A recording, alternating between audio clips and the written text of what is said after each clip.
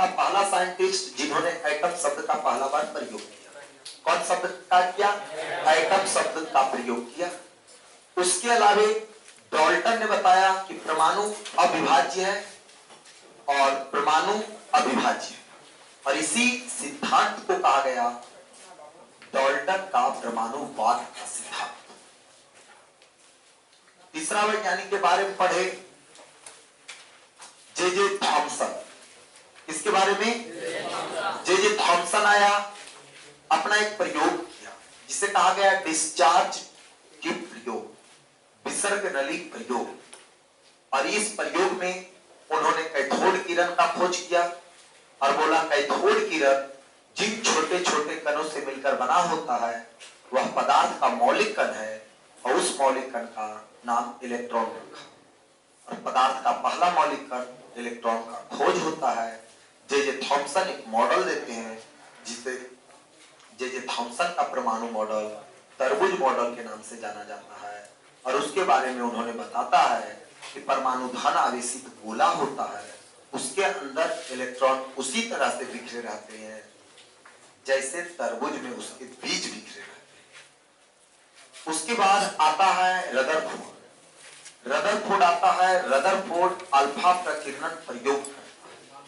इस प्रकीर्णन प्रयोग से वो साबित कर देता है कि परमाणु धन आवेशित गोला नहीं है, उसका अधिकांश स्थान खाली होता है, उसका 99% द्रव्यमान केंद्र में समाहित होता है, और वही केंद्र को वो नाभिक कहता है जो धन आवेश से आवेशित होता है। वही नाभिक में पाए जाने वाले धन आवेश को 1911 में गोल्डस्टीन महोदय आते हैं, बोलते हैं कि नाभिक में धन आवेश जो होता है एक कण है, एक फंडामेंटल पार्टिकल है, एक मौलिक कण है जो हर पदार्थों में पाया जाएगा, और वह कण था प्रोटॉन। कौन कण था? तीसरा मौलिक, पहला मौलिक कण इलेक्ट्रॉन का खोज और दूसरा मौलिक कण प्रोटॉन का खोज होता है। उसके बाद एक वैज्ञानिक आता है जिसका नाम है और नील्स बोर। क्या नाम है? नील्स बोर नाम है। नील्स बोर परमाणु मॉडल देता है और बोलता है परमाणु मॉडल में कि परमाणु गोलाकार आकार का होता है, इलेक्ट्रॉन पॉजिटिव चार्ज उसके बीचों बीच नाभिक में होता है, और उसके चारों ओर कक्षा पर इलेक्ट्रॉन चक्कर लगाते हैं, और उसी कक्षा पर चक्कर लगाते हैं जिसका MVR का मान जो होगा वह क्या होगा? NH बटा 2 होगा। इस प्रकार से उन्होंने नियम दिया, बोला किसी कक्षा में मैक्सिमम इलेक्ट्रॉन का मान 2n² होगा, लेकिन बाह्यतम कक्षा में 8 से ज्यादा इलेक्ट्रॉन नहीं होगा। उन्होंने कक्षाओं को K, L, M, N, O से प्रदर्शित किया। K से प्रदर्शित करने के पीछे राज यह था कि उनका एक दोस्त था जो गणित गणना में मदद करता था, वो नाम कौन था? इस प्रकार से नील्स बोर का मॉडल रह गया। नील्स बोर के बाद कुछ वैज्ञानिक आते हैं और वो वैज्ञानिक अपना अपना चीजों के बारे में बताते हैं। फिर आता है क्वांटम नंबर। क्वांटम नंबर 4 प्रकार का, azimuthal quantum number, principal quantum number, magnetic और स्पिन। 3 क्वांटम नंबर शुरू वाला सोलिडेंगर वेव से, और चौथा इक्वेशन से आता है। इस प्रकार से चारों क्वांटम नंबर, पहला प्रिंसिपल क्वांटम नंबर कक्षा को, दूसरा उपकक्षा को, तीसरा ऑर्बिटल को, चौथा स्पिन, यानी कि इलेक्ट्रॉनों का पूर्ण एड्रेस का हमें जानकारी देता है। उसके बाद कुछ महत्वपूर्ण वैज्ञानिक आते हैं जिसमें डी ब्रॉगली का नाम आता है। डी ब्रॉगली कहता है कि अगर कोई कण गतिशील अवस्था में है, क्या चीज में है? गतिशील अवस्था में है, तो उसमें दोनों चीज का प्रॉपर्टीज होगा, तरंग का भी होगा, कण का भी होगा। तो द्वि सिद्धांत देने वाला आदमी कौन था? De Broglie. और इलेक्ट्रॉन गति में होता है, मतलब परमाणु के मौलिक कण इलेक्ट्रॉन कणीय गुण को भी प्रदर्शित करता है, तरंगीय गुण को भी प्रदर्शित करता है, ऐसा मानना डी ब्रॉगली का था। किसका मानना था? और बोला अगर लेमडा का मान ज्यादा होगा तो तरंगीय गुण को प्रदर्शित करेगा, और मोमेंटम p का मान ज्यादा होगा तो कणीय गुण को प्रदर्शित करेगा। उसके बाद आता है प्लांक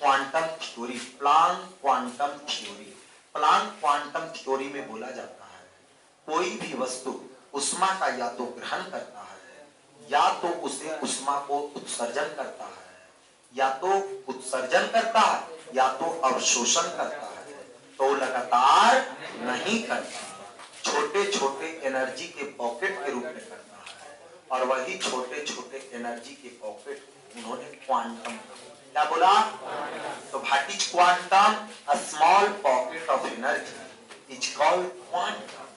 यहाँ उसके बाद हम लोग उसके बाद पढ़े होल्स रूल।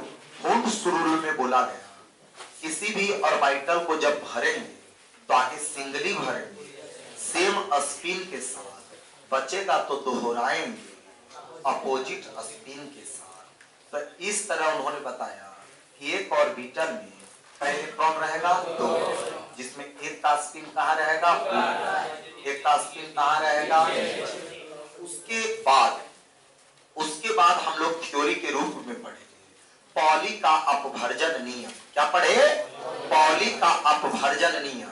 और पॉली के अपभर्जन नियम में हम लोग पढ़े पॉली एक्सक्लूसिव थ्योरी, जिसमें पढ़े चारों क्वांटम नंबर का, चारों किसी भी इलेक्ट्रॉन का चारों क्वांटम नंबर कभी भी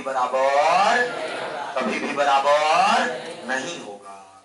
उसके बाद पढ़े हाइगेन्सबर्ग का अनसर्टेनली प्रिंसिपल, हाइगेन्सबर्ग का अनिश्चितता सिद्धांत, जिसमें पढ़े कि किसी भी कण अगर इलेक्ट्रॉन के समान गतिशील है तो उसका वेग और उसका स्थिति एक बात ज्ञात करना संभव।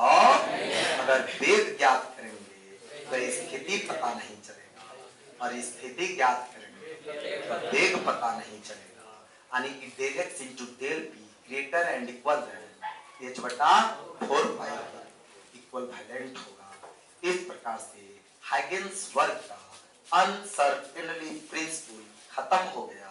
अभी तक 10, 5, 6 क्लास में यहाँ तक हम लोग पढ़े, जिसमें वैज्ञानिकों का योगदान 3, 6, 9, 2, 11। एक वैज्ञानिक और आता है, एक नियम, उसको पढ़ लेंगे तो मेरा यह टॉपिक क्लियर हो जाएगा। अब वह टॉपिक है अफबाऊ का रूल। हेडिंग डाला जाए अफबाऊ रूल। सभी स्टूडेंट हेडिंग डालिए अफबाऊ रूल। और अफबाऊ रूल को आज हम लोग बारीकी से पढ़ेंगे, और यह रूल पढ़ के तो समझ लीजिए आपका कहानी क्लियर होगा। एटॉमिक स्ट्रक्चर नामक जो टॉपिक वो आपका पूरा का पूरा क्लियर हो जाएगा। चलिए तो आइए अफबाऊ रूल देखते हैं। अफबाऊ रूल सभी स्टूडेंट देखेंगे, हम लोग पढ़ने जा रहे हैं अफबाऊ नियम।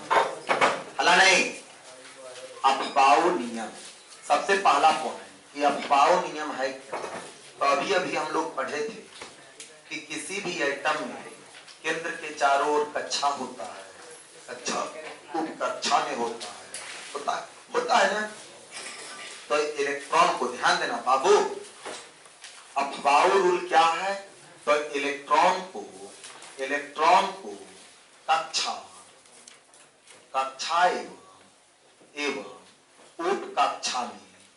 कक्षा एवं ऊट कक्षा में एनर्जी लेवल के अनुसार, किसके लेवल के अनुसार, एनर्जी लेवल के अनुसार सजाना ही इलेक्ट्रॉन को कक्षा एवं उप कक्षा में एनर्जी लेवल के अनुसार सजाना ही इलेक्ट्रॉनिक विन्यास कहलाता है। क्या कहलाता है? इलेक्ट्रॉनिक विन्यास कहलाता है। इलेक्ट्रॉनिक विन्यास कहलाता है। इलेक्ट्रॉनिक कॉन्फ़िगरेशन इलेक्ट्रॉनिक विन्यास कहलाता है। और यही इलेक्ट्रॉनिक विन्यास से संबंधित है हमारा नियम, और उस नियम का नाम क्या है? अफबाऊ। सबसे पहला अफबाऊ नियम है क्या? तो हम बोलेंगे इलेक्ट्रॉन को कक्षा एवं उप कक्षा में एनर्जी लेवल के अनुसार सजाना ही क्या कहलाता है? इलेक्ट्रॉनिक विन्यास। इलेक्ट्रॉनिक विन्यास से ही संबंधित है अफबाउ रूल। तो बोलेंगे अफबाउ रूल किससे संबंधित है? इलेक्ट्रॉनिक विन्यास। अब बोलेगा इलेक्ट्रॉनिक विन्यास क्या है? तो इलेक्ट्रॉन को कक्षा और उप कक्षा में रखना। इलेक्ट्रॉन को कहाँ रखना? कक्षा और उप कक्षा में रखना है इलेक्ट्रॉनिक विन्यास कहलाता है। यहाँ तक सबको क्लियर? अब आगे आएंगे इलेक्ट्रॉनिक विन्यास। सबसे प्रथम देखेंगे पहला दूसरा पॉइंट देखेंगे कि अफबाउ एक जर्मन वर्ड है। अफबाउ कोई वैज्ञानिक का नाम नहीं है। अफबाउ कोई वैज्ञानिक का नाम नहीं है। यह अफबाउ जो शब्द है, यह अफबाउ जो शब्द है, अफबाउ जो शब्द है, यह कैसा शब्द है? जर्मन शब्द है। कैसा शब्द है? अफबाउ जर्मन शब्द है, जर्मन वर्ड है और जिसका अर्थ होता है निर्माण करना। जिसका अर्थ क्या होता है? तो बोलेंगे जर्मन शब्द है, कोई वैज्ञानिक का शब्द नहीं है। जिसका अर्थ होता है बिल्डिंग। जिसका अर्थ क्या होता है? जिसका अर्थ क्या होता है? जिसका अर्थ जो होता है बिल्डिंग अप। जिसका अर्थ क्या होता है? यानी कि निर्माण करना। क्या करना? तो बोलेंगे अभी तक जितना रूल पढ़े थे, अभी तक जितना रूल पढ़े थे उस रूल में वैज्ञानिकों का नामों का समावेशन मिला कि नहीं मिला? लेकिन यह पहला ऐसा रूल आया जो वैज्ञानिक के नाम से नहीं, किसी शब्द से नहीं। तो बोलेंगे अफबाउ कैसा शब्द है? जर्मन। जिसका अर्थ क्या होता है? तो बोलेंगे यह नियम को किसने दिया? तो बोलेंगे इस नियम को देने वाला आदमी जो था, इस नियम का प्रणेता जो था, यह प्रेरणा पॉली महोदय थे। कौन थे? कौन थे? पॉली महोदय थे। बैठक नहीं है पंकज, पॉली महोदय, पॉली महोदय थे। तो हम बोलेंगे अफबाउ रूल को किसने दिया? अफबाउ रूल को किसने दिया? अफबाउ रूल को किसने दिया? इस नियम को एन प्लस एन का नियम कहा जाता है। क्या कहा जाता है? एन प्लस एल का नियम। अब एन प्लस एल का नियम कहा जाता है। तो बोलेंगे अफबाउ रूल को किस नाम से जाना जाता है? L plus N. L plus N का अर्थ हम लोग समझ चुके। एन का मतलब प्रिंसिपल क्वांटम नंबर, एल का मतलब एजमुथल क्वांटम। इस नियम में बोला गया कि जिस उपकक्षा का, ध्यान देना है, जिसका एनर्जी कम होगा इलेक्ट्रॉन उसमें पहले जाएगा। यानी कि लेस एनर्जी वाला में, ध्यान देना है सभी स्टूडेंट, जिसका यानी कि जिसका एनर्जी कम होगा, क्या होगा? जिसका एनर्जी कम होगा उसमें ही सबसे पहले इलेक्ट्रॉन भरेगा। तो बोलेंगे सबसे पहले इलेक्ट्रॉन किसमें भरेंगे बाबू? तो वैसा सबसे जिसका एनर्जी सबसे क्या होगा? कम, उसमें पहले इलेक्ट्रॉन को भरेंगे और उसके बाद जिसका एनर्जी ज्यादा होगा, जैसे मतलब हम बोलेंगे इंक्रीजिंग एनर्जी लेवल।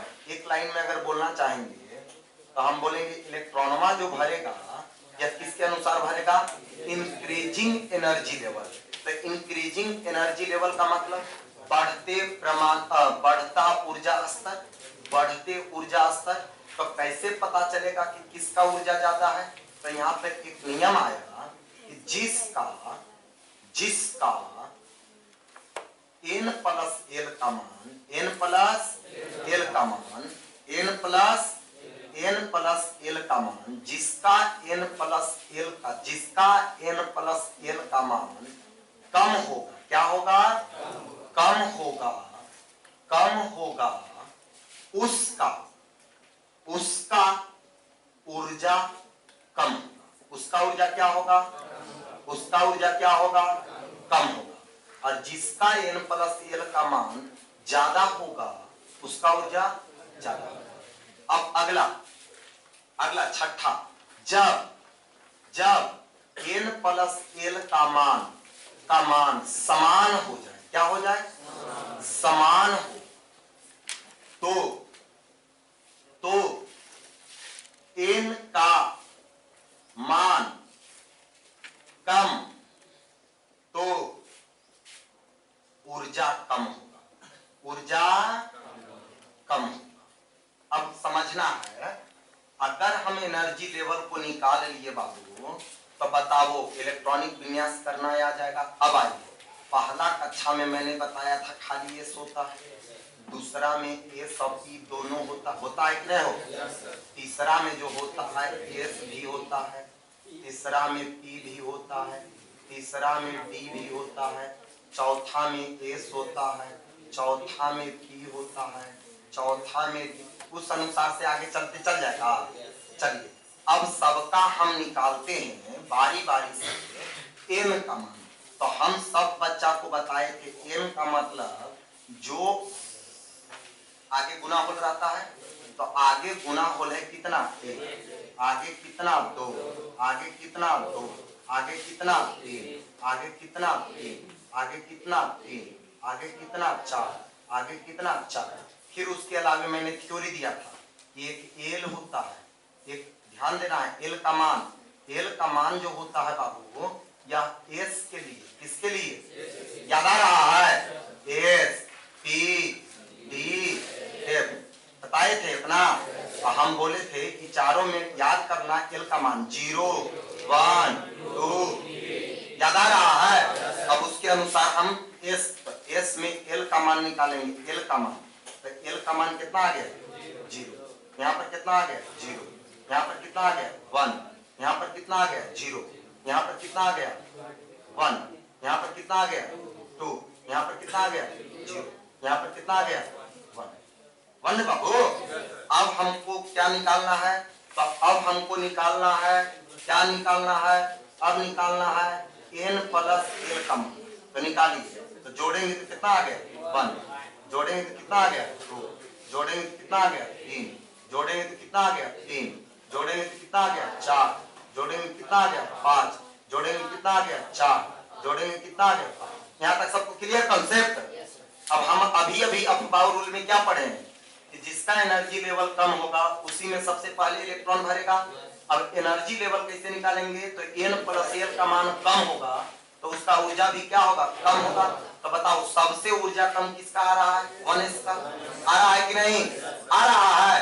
तो हम बोलेंगे इलेक्ट्रॉनिक कॉन्फ़िगरेशन जो होगा, electronic configuration of power rule के अनुसार क्या होगा, तो electronic configuration of power rule के अनुसार होगा कि सबसे पहले इलेक्ट्रॉन एस में, और पढ़ चुके हैं कि एस में ज्यादा से ज्यादा क्या हो जाएगा, हम लोग पहले पढ़ चुके हैं कि एस में 2 गो, पी में, डी में, एफ में, कोई दिक्कत।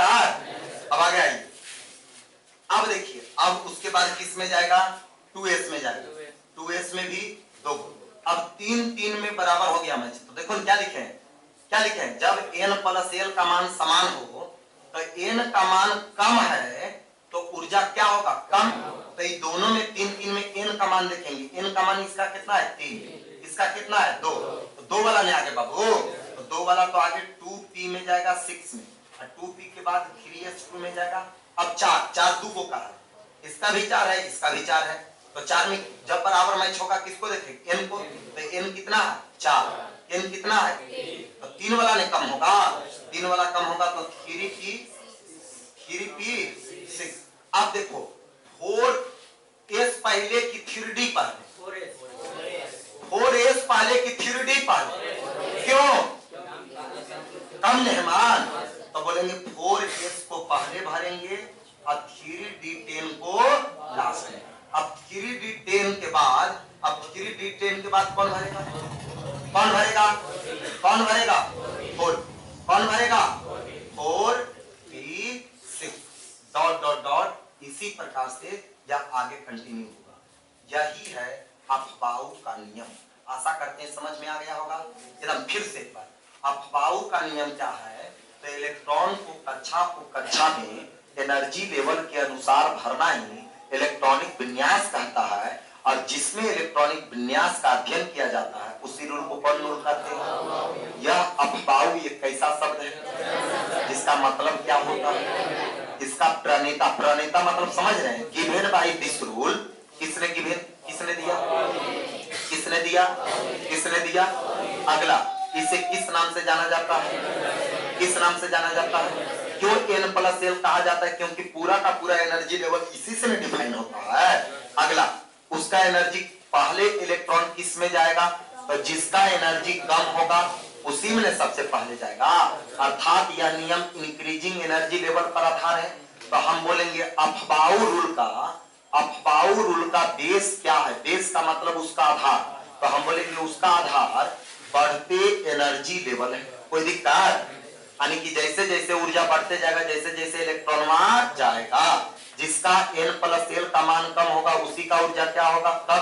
और जब n+l का मान समान होगा तो उसका n का मान कम होगा, तो ऊर्जा कम भी होगा ना बाबू। तो यहाँ पर मैंने कुछ एग्जांपल्स को बताया, समझ में आ गया होगा। मतलब कहने का मतलब एक लाइन में, दिस रूल इज क्या है? तो बोलेंगे ऐसा रूल है, आगे वाले एकदम भूखल आदमी के पहले खिलाओ, अच्छा खाओ के लो एक बाद में पूरी परसियां, सबसे पहले उसी को खिलाओ जो एकदम भूखल है। भूखल मतलब एनर्जी एकदम कम है, और जो एनर्जी दे के आया है तो उसको एक आध घंटा बाद भी देंगे कि अरे भैया अभी बैठ बहुत भीड़ चल रहा है, तो हटेगा। लेकिन कौन आदमी को पहले देना है और इसको खिलाना? एक लाइन में बोलेगा अफबाउ रूल क्या है? तो बोलेगा भूखल आदमी को पहले खिलाओ और एनर्जी वाला आदमी के बाद में खिलाओ, यही अफबाउ रूल। ठीक हिंदी में कोई दिक्कत? भूखल आदमी मतलब कम ऊर्जा, तो बोले अरे कम ऊर्जा कैसे पता चलता है? तो जे पेट चाट गया, इसी प्रकार जिसका n+l का मान कम होगा वही भूखल होगा। आई बात समझ में? तो भूखल आदमी होगा तो उसमें इलेक्ट्रॉन डालते जाओ। कैसे डालेंगे? तो S मिलता तो 2 कुड़ी, P मिलता हो तो 6 कुड़ी, D मिलेगा 10 कुड़ी, F मिलेगा 14। अब S 2 कुड़ी से ज्यादा नहीं खाएगा, वो चेंगना चेंगनी है, छोटा, ठीक है। नहीं कहते हैं अरे छोटकन बुदर जल्दी दो ये उदय यार छोड़ जाओ पत्तल पर, नहीं। तो S में कई गो? S में कई गो? S में कई गो? P में कई गो? D में कई गो? F में कई गो? हो गया कहानी खत्म। नहीं बोलो मन का भ्रम था कि नहीं? अफबाउ रूल कोई पूछेगा संधा कोची है तो बोलना भूखल आदमी पहले परसेंगे। S1 मिलेगा 2 कुड़ी, P मिलेगा 6 कुड़ी, D मिलेगा 10 कुड़ी, F मिलेगा। और ऐसा ही पत्तल देखते जाएंगे, मुंह देखते अरे बुतरू ले 2 कुड़ी, अरे पी रे ले 6 कुड़ी। आई बात समझ में? और ऐसा ही परस्ते चल जाना है, नहीं कोई दिक्कत। आई बात समझ में? चलिए उतारिए इतना फास्ट, कॉपी पर ग्राफिंग बनाइए। टाइपिंग वाला लास्ट में, कॉपी किताब वाला लास्ट में समझाया जाएगा। 1s देख रहे हैं बाबू, उसके नीचे 2s, 3s, आगे s वाला 4s, 5s, 6s, 7 से ज्यादा होगा? क्यों नहीं होगा? क्योंकि पढ़े हैं आवर्त के साथ ही होता है। 2 में P होगा, 2P, 3P होगा ना बाबू, 4P, 5P, 6P, बस आगे 3D, 4D, 5D, एक घटते जाना। अब बस ऐसे और ऐसे इधरों घट जाना, इतना ही में आपका पूरा आ जाएगा। अब आगे आइए, तिरछा तिरछी काटी। सबसे पहले किस में आएगा? उसके बाद 2P के बाद 3S के बाद 3P, 3P के बाद अब 4S के बाद 3D, 3D के बाद 4P, 4P के बाद 4P के बाद अब आगे आइए 4D, 4D के बाद 5P के बाद अब आगे आइए 4F के बाद 5D के बाद। आई बात समझ में? उसके बाद भी आएगा तो S में तो नहीं आएगा। उसके बाद तो आप इतना जनरली याद रखते हैं तो उसको एक लाइन में अगर हम सजा के रख देते हैं तो पूरा एक बड़ा वाला लाइन बनाएंगे बाबू। तो बड़ा वाला लाइन क्या बनाएंगे? 1s2 बनाएंगे, 2s2, 2p, 3s, 3p। अब बाद आइए 4s, 4s2, 4s के बाद आइए 3d, 3d के बाद 4p, 3d के बाद तो यहाँ पर हम लोग देखे कि 3d के बाद 4p आता है, देख रहे हैं ना। तो यहाँ पर 3d के बाद 3d10 देख रहे हैं, 3d10, तो 3d10 के बाद क्या आता है 4p, जैसा कि हम अभी लिखे थे ना कहीं पर 4p लिखे थे ना बाबू, 4p6, 4p के बाद देखिए 4p के बाद 5s2, 5s2, अब बोलो डॉट डॉट उसी को कंटिन्यू लिखते नहीं चल जाएंगे। आपके सिलेबस में जनरली क्या करना है, अब 18 को आधार मानेंगे। देखो आधार कितना हो गया, तो 2 और 2 4 हो गया। तो इस प्रकार से ये 2 जो हो गया ये हीलियम का हो गया, ये 2 किसका हो गया। अब फिर ये हीलियम के बाद 10, हीलियम के बाद 10 किसका हो गया, नियॉन का। तो सबसे पहले इसे समझेंगे कि हीलियम का अगर निकालना रहेगा तो आधार है हीलियम का 1s2 लिख देंगे। अगर हमको हीलियम के नीचे निष्क्रिय गैस समझिए तो निष्क्रिय गैस कौन मिलता है, नियॉन। तो नियॉन का 10, तो 10 का मतलब यहाँ तक जाएगा, 10 तक जाएगा हो, तो हरा वाला तक गया। अब आगे आइए नियॉन के बाद कौन मिलता है, आर्गन। तो आर्गन का कितना होता है 18, तो 18 का मतलब लाल वाला यहाँ तक जाएंगे। देखो कौमा ई जाएंगे तो नियॉन हो गया, और ई गए यहाँ तक तो आर्गन हो गया। अब आर्गन के बाद आइए क्रिप्टन, तो क्रिप्टन का 36, तो 18 और 2 20, 20 10 30 और 6, तो यहाँ तक चले गए तो ये किसका हो गया, यानी कि हम लोग लगातार 4p6 तक चले गए तो किसका हो गया, क्रिप्टन का। अगर हम लगातार 3d6 तक 3 6 तक चले गए तो किसका हो गया, आर्गन। अगर हम 2p6 तक चले गए तो किसका हो रहा। तो आपको नहीं लग रहा है कि p आ रहा है, तो फिर अगला p आएगा, कहां पर p आएगा, देखिए 4p के बाद कौन p मिलेगा, 5, तो 5p मिलेगा तो उसके नीचे वाला नहीं हो जाएगा। तो अगर लंबा इलेक्ट्रॉनिक विन्यास लिखना रहता है तो इसको याद कर लेना है कि 2 होता है, 2 में 8 जोड़ दो, 2 में 8 जोड़ 10, 10 में 8 जोड़ 18, 18 में 18 जोड़ो, 18 में 18 जोड़ो, 18 में 18 जोड़ो, 36, 36 में फिर 18 जोड़ो, 54 आ जाएगा। 54 में 32 जोड़ो, 54 में 32 जोड़ो 86, 54 में 32 जोड़ो तो 86 तक, 86। अब उसका क्या होगा, हाल है ना अगर कर 0, यहाँ तक आपको याद रखना है। अब उसका क्या होगा, तो आइए XC का कितना होना चाहिए, 54, तो 54 गिनेंगे, 2 और 2 4 और 6, 4 और 6 10 2 12 6 18 10, 18 10 28, 28 और 6 34 और 2 आ गया, 36 यहाँ तक आया, 36 और 2 36 और 2 38 और 10 48 और 2 48 48 और 6 48 और 6 आ गया 54। तो लास्ट में यहाँ पर 5 की क्या होगा, 6 होगा हो। अब आगे आइए, अब आइए तो इसका कहने का मेरा मतलब क्या हुआ ना बाबू, अगर आपका इलेक्ट्रॉनिक विन्यास से देगा एक कोई तत्व है जिसका एटॉमिक नंबर 60 है, लिखिए इलेक्ट्रॉनिक विन्यास, तो लगातार लिखने की आवश्यकता नहीं है। 54 तक हमको तो पता है XC, तो हम लोग डायरेक्ट इसका इलेक्ट्रॉनिक विन्यास ऐसे लिखते हैं, XC लिख देते हैं। XC का मतलब 54 तक कहानी क्लियर है, XC का मतलब 54 तक कहानी क्लियर है ना हो। तो 54 2 तो उसके बाद लिखेंगे 6x2, तो आ गया 54 2 56, लाना है 60, तो 4 कम रहा है ना, तो अब 4 कहाँ जाएगा, 4f में, तो डायरेक्ट लिख देंगे 4f4 हो गया। नहीं समझ में आया कि अगर ये हम इतना आधार को याद रखने हैं, सभी स्टूडेंट देखो हम बोलेंगे जैसे एग्जांपल देखिए, सभी स्टूडेंट एग्जांपल देखिए, हम आपको बोल दिए कि निकालिए कि मोनोविडियम का 42 होता है, तो हम बोलेंगे बताइए मोनोविडियम का इलेक्ट्रॉनिक विन्यास क्या होगा, तो हम बोलेंगे 36 तक तो हमको क्लियर है, 36 किसका होता है, क्रिप्टन का, तो हम उसको ऐसे लिखेंगे, क्रिप्टन का होता है तो क्या बड़ी की क्वेश्चन में बंद कर देंगे, इसका मतलब अंडरस्टूड हो गया कि 36 तक हो गया। क्या हो गया? कहां तक हो गया? कहां तक हो गया?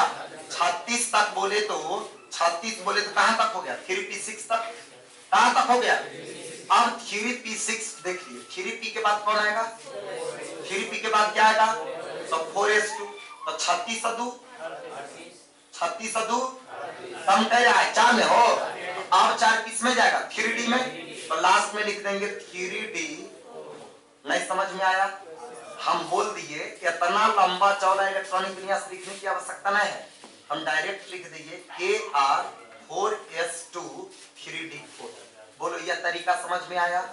यह तरीका समझ में आया? फिर से बाबू समझना हीरा मोती की तरह। सब जो देखो सभी स्टूडेंट, मोनोविडियम के हमको नहीं पूछ के, मोनोविडियम के हमको नहीं पूछ के, हमको पूछ दिया किसका? आयोडीन का। किसका पूछ दिया? आयोडीन। अब समझना, हमको किसका पूछ दिया? तो हमको पूछ दिया आयोडीन का। अब आयोडीन का हमको पता है कि आयोडीन का एटॉमिक नंबर कितना है? आयोडीन का एटॉमिक नंबर तो हम देखेंगे 53 के पहले हमको कौन मिलेगा? 36 से मिलेगा। 53 के पहले कौन मिलेगा? ऐसे सोचेंगे 54 का जितना होता है, 54 का जितना होता है उसमें घट जाएगा। तो लास्ट में जो 5 6 मिल रहा है, उस 6 नहीं मिलके 5 होगा। अरे पगला, ये जो लास्ट में 6वां मिल रहा है वो 5 कर देंगे तो 54 में कमिए नहीं जाएगा? नहीं कम जाएगा। इसका मतलब ये तो क्रिप्टन वाला उसका तो लिखेबे करेगा। तो क्रिप्टन वाला लिखाएगा तो कई क्लियर हो गया? 36। अब 36 तक क्लियर हो गया। 36 तक क्लियर हो गया। 36 में 2 जोड़ेंगे। 36 में 2 जोड़िए तो 36 में 2 जोड़िए 38 में 10 जोड़िए 48 में 5 जोड़िए। नहीं आ गया? नहीं आ गया? तो हम देखे, देखो एकदम क्लियर है। ई वाला पी तक जाएंगे तो नियॉन मिलेगा, ई वाला पी तक आएंगे तो निष्क्रिय ग्रुप सब मिलेगा। यहाँ पर आएंगे क्रिप्टन, यहाँ पर आएंगे यहाँ पर आएंगे तो आर्गन, यहाँ पर आएंगे रेडॉन, यहाँ पर आएंगे। हम बोले रेडॉन तक नहीं याद करना है, रेडॉन के तो नीचे नहीं है, तो रेडॉन तक आपको याद करना है। क्यों ऐसे हुआ बाबू? क्योंकि हम बोले थे, याद करो बोर वाला मॉडल, कि किसी भी इलेक्ट्रॉन के पायतम कक्षा में 8 से ज्यादा नहीं होगा। तो 8 में हो रहा है, देखो ना, छोदू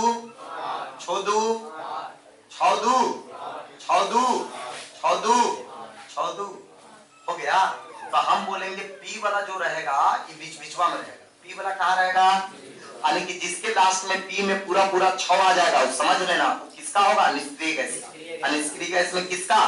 तो एकदम आसान, 2 में 8 जोड़िए 18 जोड़िए 32। क्यों ऐसा जोड़ रहे हैं? तो एटॉमिक स्ट्रक्चर में हम बताएंगे कि पहला पीरियड में मात्र 2 तत्व, दूसरा तीसरा में 8 हो, तीसरा चौथा में 18 और छठा में 32। ऐसा पढ़े हैं ना?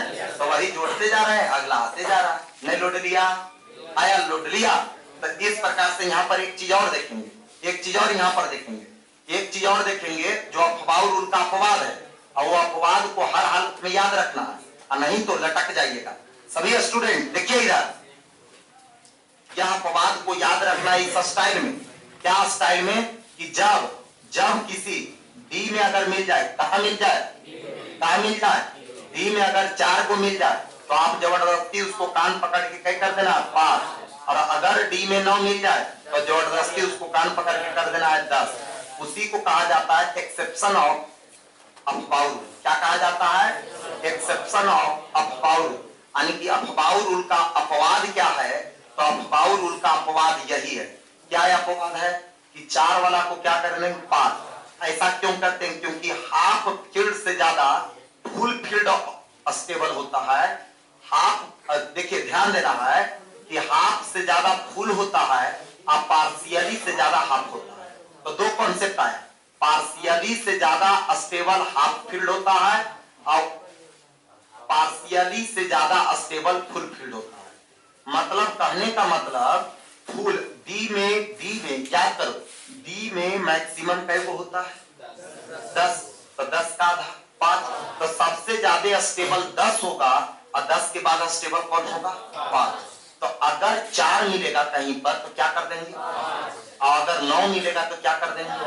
अब 2 को तो एकदम एटॉमिक नंबर क्रोमियम का और कॉपर का तो कंठस्थ कर जाना। यह आपका क्रोमियम का होता है 24 और कॉपर का होता है 29। यह दोनों का समझना रूल कहा, अफवाओ रूल कि आप 24 भरते चले जाएंगे। तो 24 भरेंगे तो 1 2 हो गया, 2 और 2 4, 4 और 6 10, 10 और 2 12, 12 और 6 18, 18 हो गया। अब 4 अब आएगा 4p, तो 4p में क्या आएगा, ध्यान देना है, डिटेल हम लिखते हैं। तो हो गया कितना बाबू, 4s, तो 4s में 2 आ गया। अब 4s के बाद देखिए क्या आएगा 3d, तो 3 यहां तक 20, अब 20 और 4, यानी कि अफबाऊ रूल के अनुसार यह हुआ, किसके अनुसार, अफबाऊ के अनुसार, किसके अनुसार, अफबाऊ के अनुसार ऐसा होना चाहिए। लेकिन हम बोलेंगे ऐसा कॉपर का होता नहीं है। होता क्या है, क्रोमियम का ऐसा होता नहीं है। तो होता क्या, यहां तक तो सेम रहता है, 4s में हो जाता है 1, अब 3d में हो गया 5। तो नियम क्या कहा कि जब भी d में 4 नजर आवे उसको 5 करेंगे तो एक कहां से निकालेंगे, s से, एक कहां से निकालेंगे, s से। तो ई वाला इलेक्ट्रॉनिक विन्यास क्या है, सही।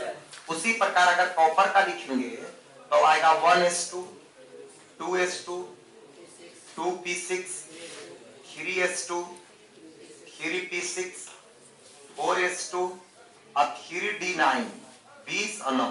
ऐसा होना चाहिए किसके अनुसार, किसके अनुसार, अफबाऊ के नियम के अनुसार। लेकिन ऐसा होता, सब कुछ तो यहां तक सेम रहता है। यहां हो जाता 4s1 और 3d। आशा करते हैं कि समझ में आ रहा होगा। तो एक लाइन याद रखना है, जब डी में नजर आएगा कै गो, 4 को। जब डी में नजर आएगा जबरदस्ती कान पकड़ के करेंगे क्या, जब रहेगा 9 को तो करेंगे क्या। कोई बोलेगा ऐसा क्यों कर रहे हैं, तो बोलेंगे पार्शियली फील्ड से ज्यादा स्टेबल हाफ फील्ड और पार्शियली फील्ड से ज्यादा stable full field. Full field और हाफ फील्ड का थ्योरी के कारण अफबाऊ नियम का क्या मिल गया, अपवाद। और वो अपवाद जनरली यही आपके सिलेबस में 2 को पढ़ना है। कहां पर बाबू, हाँ हाँ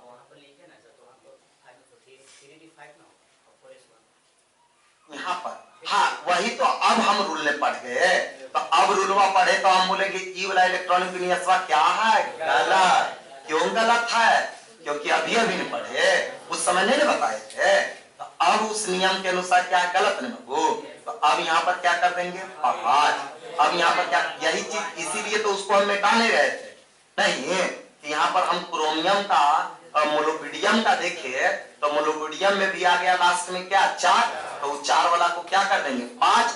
अब कर दिए 5, तो अभी क्या हो गया, अब क्या हो गया, आई बात समझ में। तो कुछ नहीं समझना, जब लास्ट में मिले 4 करो 5, मिले 9 करो। अब उसका दूसरा स्टाइल लिखने का। अब पहला कक्षा में देखेंगे कि पहला कक्षा में कै गो मिला, तो पहला कक्षा में 2 इलेक्ट्रॉन मिला। अब दूसरा में टोटल काउंट करेंगे कै गो मिला, 8 को मिला। तीसरा काउंट करेंगे तो 8 इधर और 4, 8 इधर, ऊपर वाला नहीं, नीचे वाला नहीं। तो 5 को यहाँ मिला, तीसरे में मिला हो तो 5 को यहाँ पर और 8 को यहाँ पर, तो 8 5 और चौथा में कै गो मिला। दिस इज VVI कई बार पूछ चुका है ऐसे कि क्रोमियम का इलेक्ट्रॉनिक विन्यास कितना होता है, तो 2 8 13 1 क्या होता है, 2 8 13 1। आई बात समझ में। नीचे आइए कॉपर, कॉपर का, तो कॉपर का लिखिए, बताइए 2 8, अब 3 में जोड़िए, 3 में कै गो हो गया, 10, 10 और 6 16 2 और s में जोड़िए, ये किसका हो गया। तो किसी भी तत्व का इलेक्ट्रॉनिक विन्यास क्या आप इस रूप में नहीं सजा सकते हैं, नहीं सजा सकते हैं, सजा सकते हैं हो। तो बताओ अफबाऊ रूल समझ में आया, इन्हीं को कोई दिक्कत, एक्सेप्शनल समझ में आया। कोई बोलेगा अपवाद क्यों हुआ, तो बोलेंगे भैया हाफ फील्ड वाला ज्यादा स्टेबल होता है और फुल फील्ड वाला ज्यादा स्टेबल होता है। इसलिए जनरली जब 4 मिलेगा तो 5 करेंगे, 9 मिलेगा तो 10 करेंगे, और 2 मिले, 3 मिले, 9 मिले, 8 मिले, 7 मिले, केवल 2 चीज के साथ करेंगे। 4 को क्या करेंगे, 9 को क्या करेंगे। लेकिन सर 7 मिल गया डी में तो छोड़ देना है, 8 मिल गया तो छोड़ देना है, 2 मिल गया तो छोड़ देना है, 3 मिल गया तो छोड़ देना है। केवल परिवर्तन कहाँ करेंगे जो समझ में आ गया। 4 को क्या करेंगे, 4 को क्या करेंगे और 9 को क्या करेंगे। हटेगा एगो किस में से, एस में से, चाहे 4 का एस हो चाहे 5 का एस हो। आई बात समझ में। भेजा में गया, उतारिए उसको फास्ट उतारिए।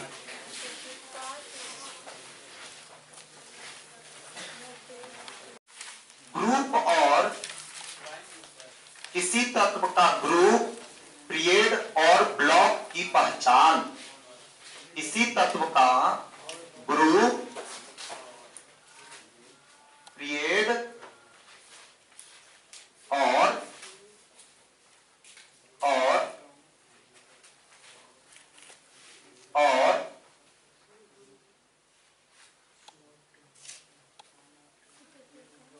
किसी तत्व का ग्रुप, पीरियड और ब्लॉक का पहचान।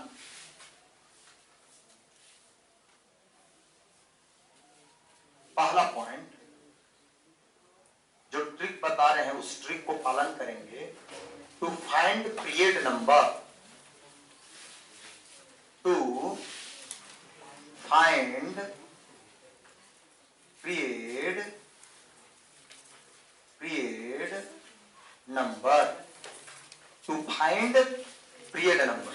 आप पीरियड नंबर को फाइंड करना है तो आपको पीरियड नंबर को फाइंड करने के लिए तरीका है राइट इलेक्ट्रॉनिक विन्यास। राइट, उसके लिए क्या करेंगे, राइट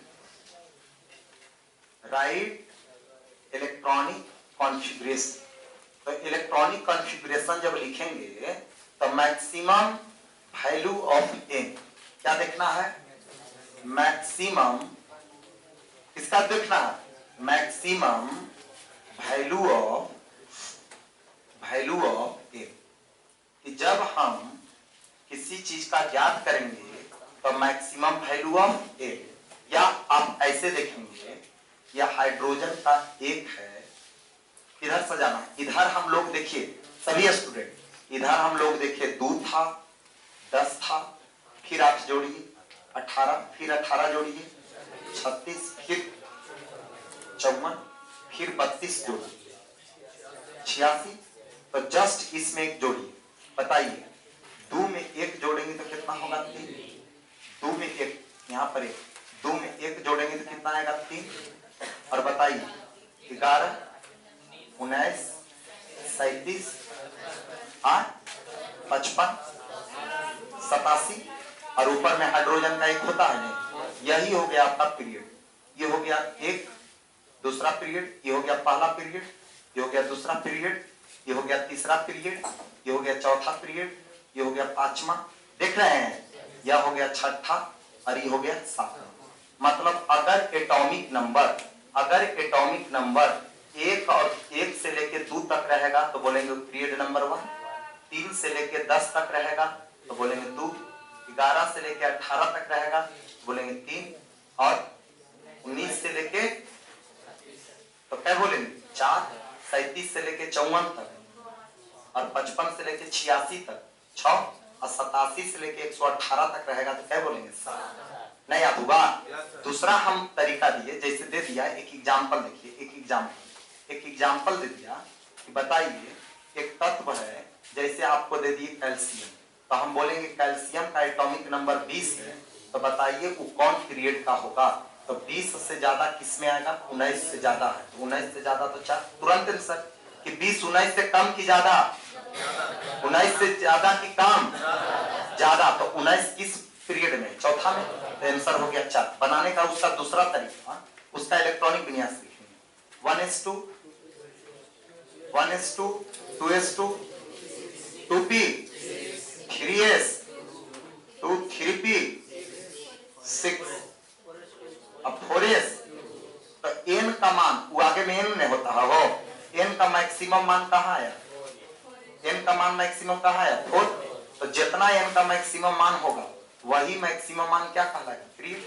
तो पीरियड ज्ञात करने का कई तरीका मैंने बताया, दो। एक क्या बताया, right electronic configuration, right electronic configuration maximum value of n। Electronic विन्यास लिखिए, इलेक्ट्रॉनिक विन्यास लिखिए, उसमें n का जो सबसे ज्यादा मान दिखेगा वही मेरा पीरियड होगा। तो बताओ इलेक्ट्रॉनिक विन्यास में n का सबसे ज्यादा मान कितना नजर आएगा, 4 मेरा आंसर हो गया। उससे भी शॉर्टकट तरीका क्या बताए, क्या बताए, एक ध्यान देना, उससे भी शॉर्टकट तरीका ई पीरियड है, ई पीरियड है।